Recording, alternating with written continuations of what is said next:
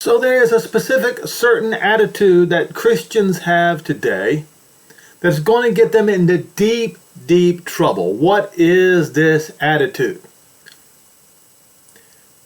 I had a debate with this particular fellow. He says God's seed is spiritual, not physical. Jews who reject the Son of God are not considered Israel. And his view, all of them. Okay. And so my answer was, you obviously did not watch the video, because if he would have watched this particular video, then he would have seen that I proved him incorrect.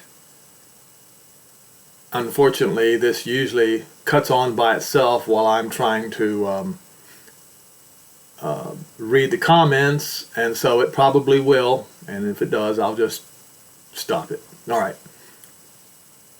So he goes and he quotes Romans 2 verse 28 through 29. A person is not a Jew who is one outwardly, nor circumcision merely outward and physical. And 29, no, a person is a Jew who is in one inwardly, and circumcision of the heart. Okay. Then why did you Christians reject the grafting in into the branches of Israel, as Paul pointed out in Romans 11, and curse the Jews as if they were children of demons? Why did you do that? If you're going, now see, you're going to have to be consistent here, folks. Now, so once again, I point out you obviously did not watch the video. But he says, I watched your video, but the New Testament is clear. The Jews are not the Israel of God. So out of one side of his mouth, he say a Jew is not a Jew inwardly, or is one only outwardly, nor circumcision merely outward and physical, and he's quoting Paul. No, a person is a Jew who's one inwardly. And then that's out of one side of his mouth. Then on the other side of his mouth, and he says the Jews are not the Israel of God. And I guess I probably need to go and find that scripture that they twisted, because they love to do this. Bible Hub. Watch this. Israel of God.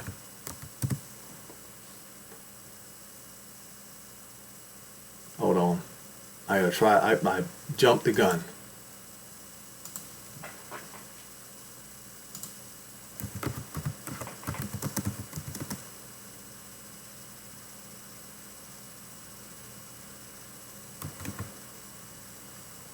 Galatians 6:16. Now, here's what he says. Now, he did not use the word God. I don't care what you English and German speaking people said. He did not use that word. All right? He taught the Galatians the real name, Yehovah Elohim. And as many as walk according to this rule, peace be unto them. Okay?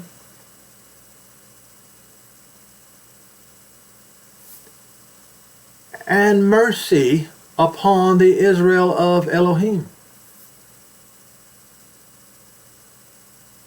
Peace unto the people who walk according to the rule concerning circumcision of the heart, and mercy upon. So he specifically is saying the Israel of Elohim are the Jews. Peace to the one group and mercy upon Israel. But you twisted it around. You perverted the scripture. All right?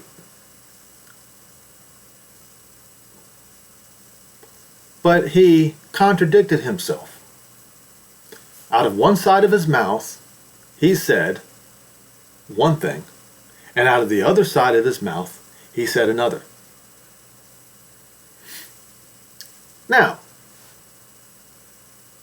so my answer was to him, those who accepted Jesus rejected Yehoshua, so you have just condemned yourself. And he says, Jesus is Yehoshua. But is he? But is he? So I said, and I pointed out, Yehoshua is the Moshiach. Jesus, aka Xesus, is the name of the beast. They are polar opposites. This is why followers of Jesus cannot believe Romans 11 verse 26. And that's the reason why he condemned Israel right here. When he said the Jews are not the Israel of God, as he says. He rejects Romans 11, 26, 27, and 28. And that's what I pointed out.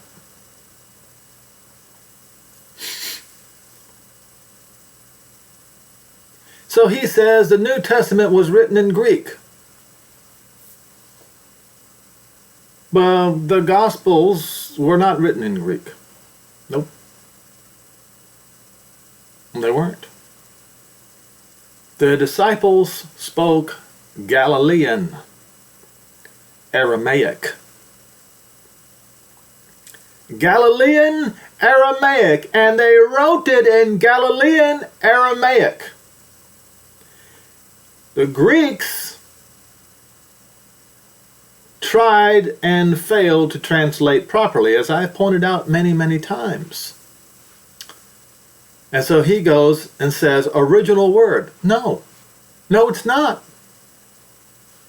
But look at this. Transliteration. Iesous. Definition, Jesus or Joshua, the name of the Messiah. Usage, Jesus, the Greek form of Joshua. As Iesous / Jesus, the transliteration of the Hebrew term Yehoshua, and it's not contracted to Joshua. You do not contract the name of a royal. You do not. They did not do that with Elizabeth. They would not allow the commoners or anyone else except for close family members to shorten the name. And if you shorten the name to Hoshua, you are taking Yehovah's name out of it altogether and just saying salvation. But, so he admits right here that the original is Yehoshua. He admits it right here. Now, it does not mean Yahweh saves. It means Yehovah is salvation, or Yehovah's salvation. It literally has the name Yehovah in it, and it has Hoshua in it. A compound word. Now, and Hoshua means salvation. Now what I want to do is point to 2 Cephas, not Peter. As I pointed out to you, in Greek, Peter just means stone. But Cephas means small green stone of revelation. I pointed this out to you in several videos ago. This is the reason why you may not mess with names in the Bible. And look at what he said.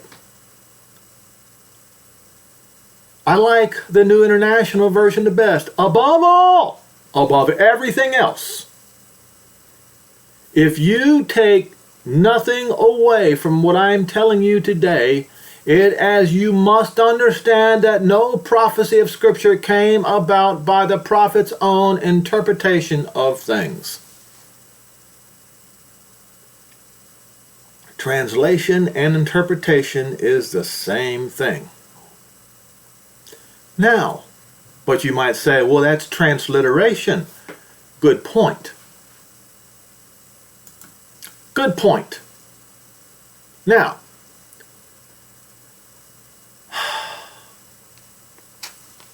so, and we obviously, I pointed out many times that the translator's subjectivity, defined as a subjectivity that the translator displays during the translation process, and I have showed you that the translators of the Bible did indeed act in a subjective manner. What does that mean?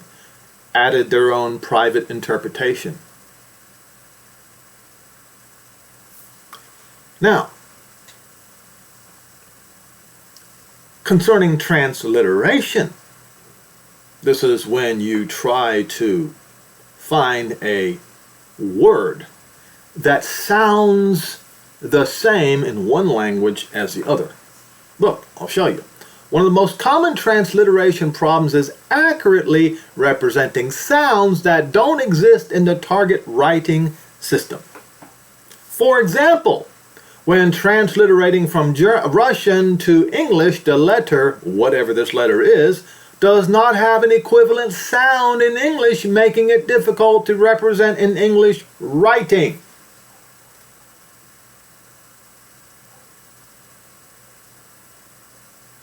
All right?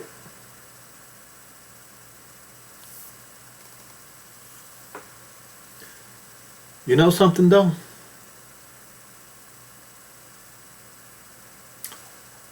Transliterated from Hebrew, the name Yehoshua, to English is still Yehoshua. And you know why?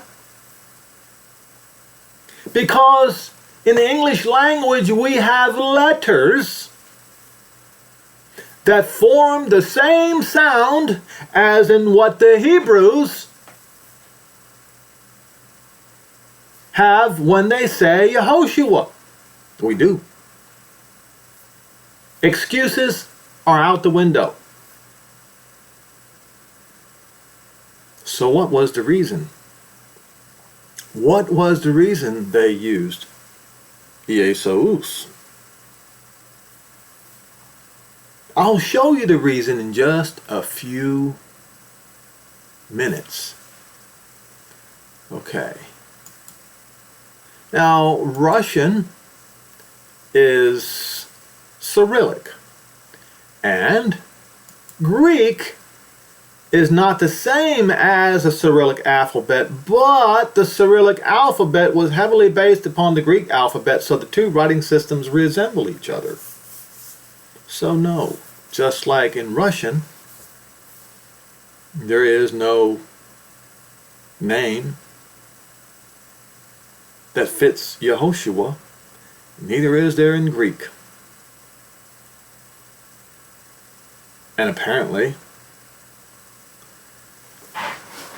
it can't be, maybe some Greek person can explain to me how Yehoshua can be used in Greek, how it can be formed in Greek letters. It's not Iesos. That's not even close. You know it, and I know it. And it's not Jesus.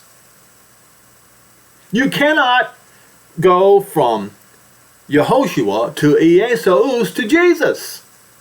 Can't do it. Doesn't work like that. Now, proof that the Greeks didn't have a name for Yehoshua is the fact that they did not have a name for Yehovah either, because the name Yehovah must be in the name of the Messiah, the Moshiach. Where he said, where I've gone over this over and over and over and over this again. And Paul stood in the midst of Mars Hill, Areos Pagos, the hill of Ares, and said, "Ye men of Athens, I look at, like in all the things you are very fearful of theoses. For I passed by, and behold your devotions, and I found an altar with this inscription, to the unknown, the one that they don't have a name for, Theos, whom there wherefore you ignorantly show piety towards." You see that right there. "Him I declare unto you. He's the one that made the world and all the things therein, seeing that he is the master of heaven and earth, and dwells not in temples made with hands, neither is worshipped with men's hands, as though he needed anything from us, seeing that he gave life to all of us and breath to all things, and has made out of one blood all nations of men for to dwell on the face of the earth, and has determined the times before they are appointed." The times appointed beforehand. "And the boundaries of their habitation, that they should seek not the Lord, but Yehovah." What happened here? "Therefore, to grope about after him and finding him as if he were far away from every one of us, but to the contrary, for in him, because of him we live and move and have our very hope, as certain also even your own poets have said so, for we are also his offspring. Forasmuch as we are the offspring of Elohim, we ought not to think that his presence, is what it should say, is like to gold or silver or stone engraven art by men's device. Neither is it by men's own words, but by the words that came out of his mouth, not the ones you choose." Okay? Now, he called them out concerning graven images. He did. You just saw it. See what he said? That we ought not to think that his presence is like unto gold or silver or stone graven by the art of men's devices. Now, what have the Christians know this? They know this particular commandment: you shall not make unto yourselves any graven image or any likeness of anything that is in heaven above or that is in the earth beneath. Now, this is in Exodus 24 verse 6. So I need to go there so that to get the definition right. So Exodus 20,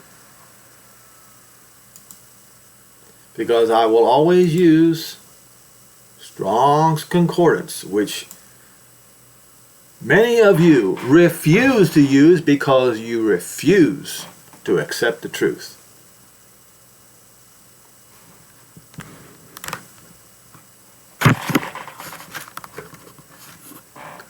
Now we go to Strong's Concordance.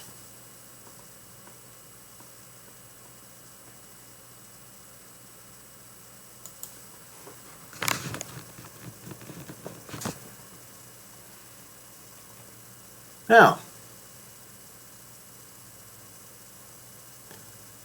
so he spoke to the people of Israel. Now remember, you Christians, you condemn the people of Israel for disobeying Yehovah. And if you do,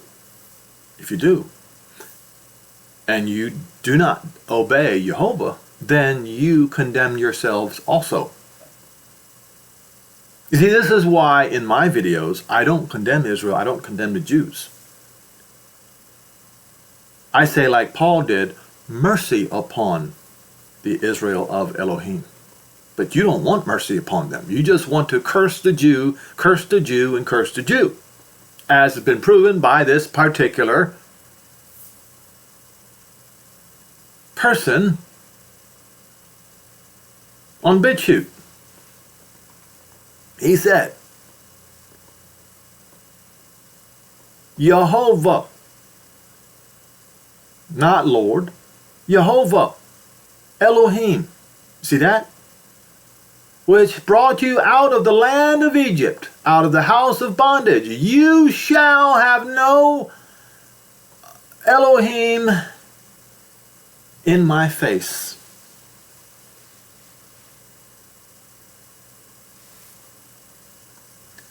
You shall not make unto you any graven image or any likeness of anything that is in the sky above, or that is in the earth beneath, or that is in the water under the earth.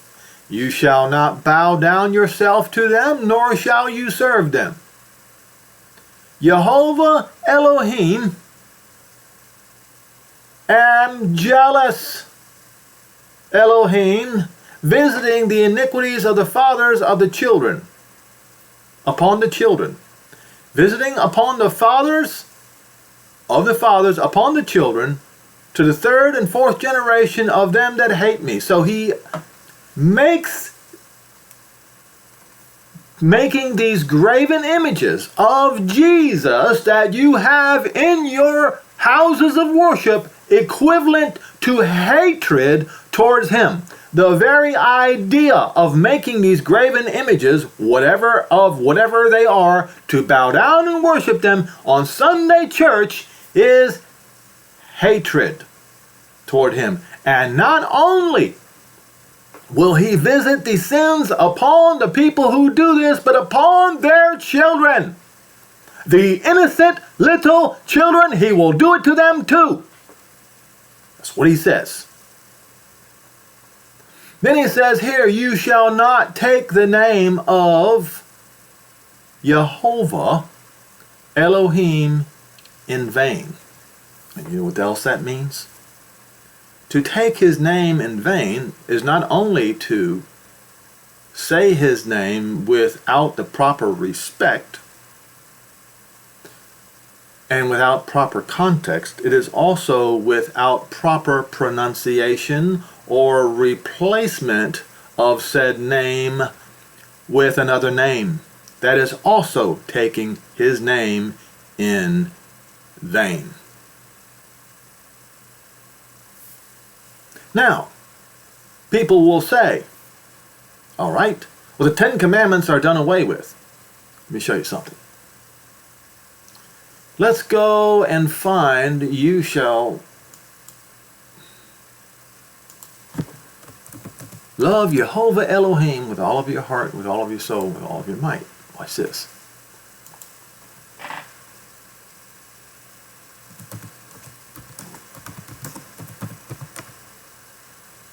All right, so we see two places where this is written.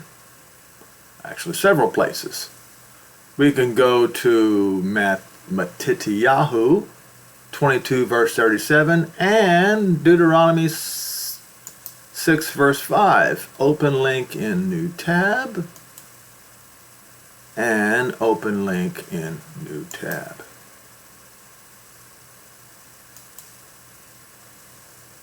I hope it's... Oh, it's blocked.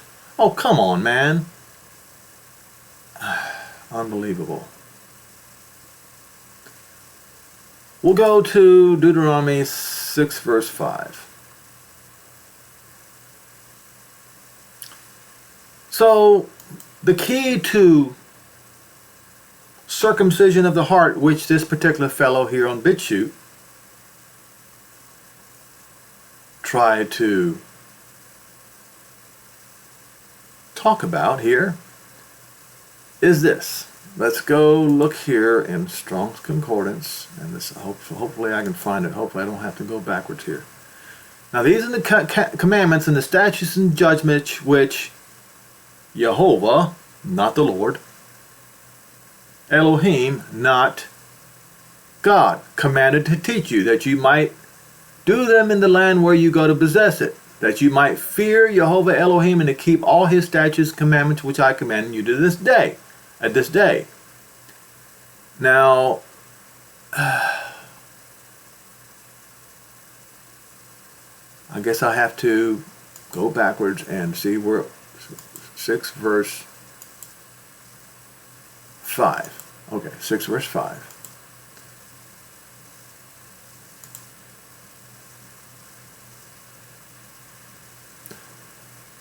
Verse 4.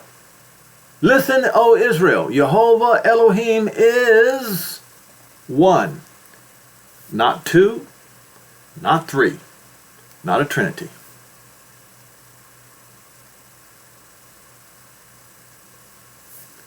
Is one Yehovah.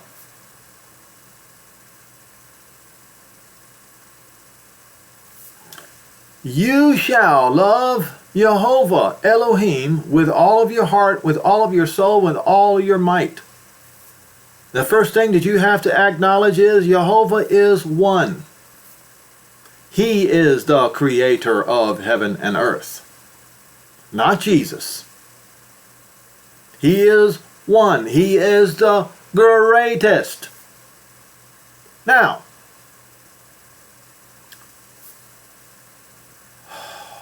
so we then find the other scripture.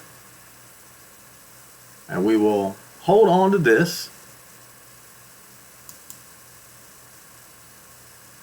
And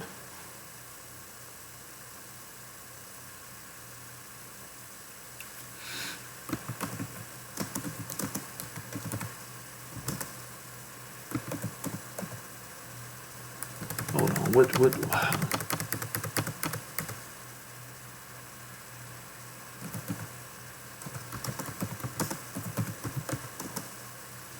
All right, we'll go to Matityahu 22, verse 37. All right? No, not Matthew. That is disrespecting the name of Yehovah, because the name of Yehovah is in the name.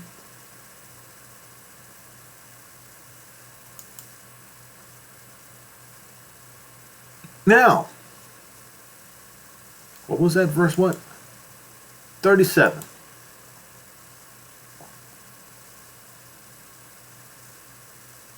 So you want to say that that's the old law? Watch this. 37. And when the Pharisees had heard that he put the Sadducees to silence, they were gathered together.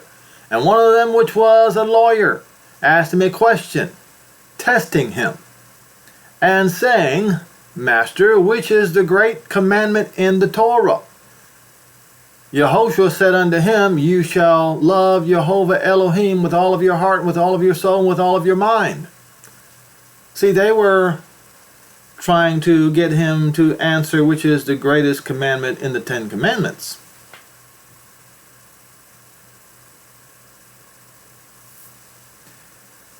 This is the first and great commandment. The second is like unto it. You shall love your neighbor as yourself. On these 2 commandments hang all the Torah and the prophets. And they had nothing for him. Those 2 commandments still apply today. Because you see, if you loved your neighbor as yourself, you wouldn't steal from him, you wouldn't commit adultery with his wife, you would not murder him, you would not bear false witness against your neighbor. Neither would you do anything else that is not written in the 10 Commandments untoward your neighbor. Now we go back to, I didn't want to leave Exodus 20. I need to impress upon you that this is extremely important.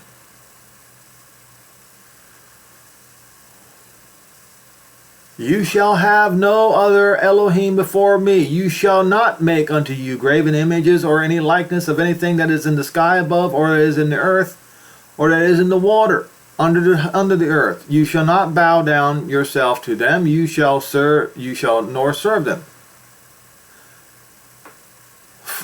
For Yehovah Elohim is jealous and visiting the iniquities of the fathers upon the children, unto the third and fourth generation of those that hate me. So if you bow down and worship these idols, you hate him. And then showing mercy unto thousands of them that love me. How do you love him? How do you love him? Deuteronomy 6 and verse 4. Listen, O Israel, Yehovah Elohim is one Yehovah. There it is one. One, singular, one. Yehovah. Not God or Lord. You shall love Yehovah Elohim with all of your heart, with all of your soul, with all of your might.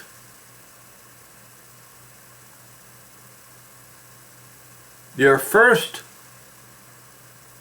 first have to acknowledge is he is one, not three, not two. He is a single individual. So when Yehoshua the Moshiach was with him, he was inside of him. Just like your children were inside of you. Because, as I pointed out many times, I believe it's Isaiah 49. One of these days I'm going to memorize where the location is. Yes, it is. So this is a prophecy. Yes, Isaiah was a prophet. He was prophesying as if he, in future tense, was the son of Yehovah. Listen, coastlands, unto me, and listen, you people far away. Yehovah, not the Lord. Yehovah, he is one. Yehovah. He has called me, he proclaimed me from the womb. Not beforehand. What do you mean? What do you mean by that, Henry? From the bowels of my mother, he made mention of my name. When did this happen? He spoke the name to Gabriel and told Gabriel to go to Miriam and tell her what his name was.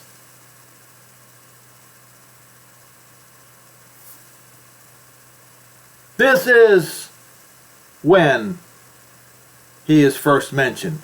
He has made my mouth like a sharp sword. In the shadow of his hand has he hidden me. Hidden. Concealed. He was concealed. Even the messengers themselves, what you call the angels, did not know him. He was concealed in his quiver. A quiver for arrows. Every man has a quiver for his arrows. Please raise your IQ level above room temperature when we discuss these things. And so what was the name that was given unto him?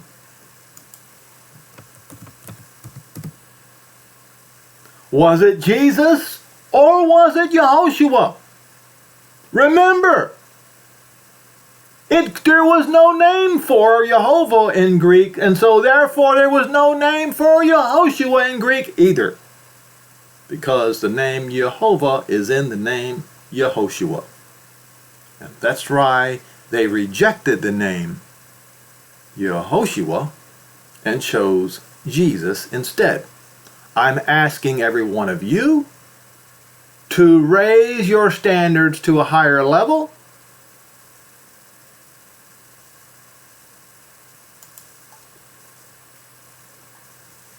Because Yehovah is going to force you to raise your standards.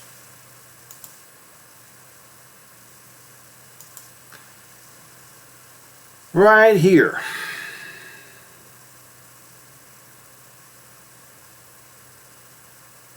And behold, you shall conceive in your womb and bring forth a son, and you shall call his name. Is it Jesus?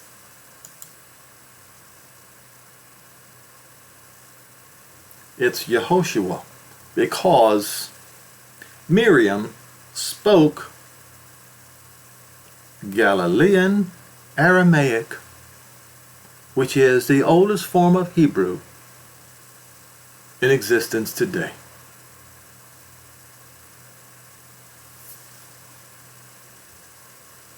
You cannot change his name to your liking. He's not going to change for you. You have to change for him. Proof of that is in the next scripture.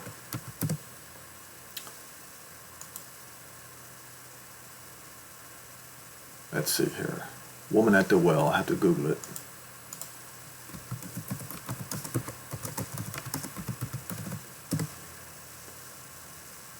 All right, Yochanan 4.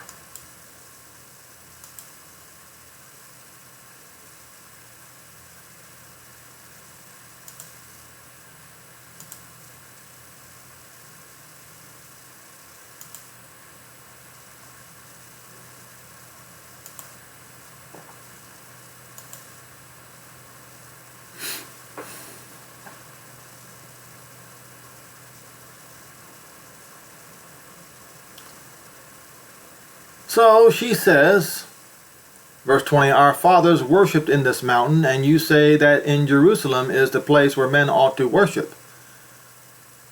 And Yehoshua was predicting the coming catastrophe that was going to happen to the Jews when he said, and Yehoshua, you see that? Learn the name, love the name. If you don't love the name, you hate the name, and you hate Yehovah.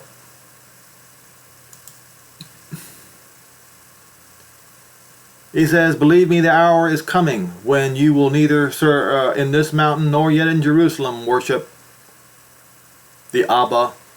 You worship what you know not, but we, the Jews, worship what we worship, for salvation is of the Jews. So you can say all the nasty things about the Jews that you want, but you're ultimately going to have to come on your hands and knees and bow down to the Jew. Because salvation is of the Jews. But the hour has come, and now is, that the true worshipers shall worship the Abba in Ruach and in truth. And what is the truth concerning the name? Is his name Jesus, or is his name Yehoshua? I ask of you because Yehovah is going to demand of you to choose the truth. Because the Abba, not Pater, the Abba seeks such to worship him. And you must worship him in the spirit and in truth. It must be in truth. It cannot be. It doesn't matter. We're going to do it the way we want to. Okay? So I point all this out, and he says all names have translations, same with Moshiach, and all this other sort of thing. But who cares about the Hebrew? What did he say? Where did he say? I saw this somewhere. Nobody needs to know Hebrew. You don't have to know Hebrew to recognize the name Yehoshua. It is easy to say in English, so he makes an excuse. And they continue to lie and lie and lie, but ultimately you're going to have to crawl with your head bowed before a Jew for your salvation. Why? Because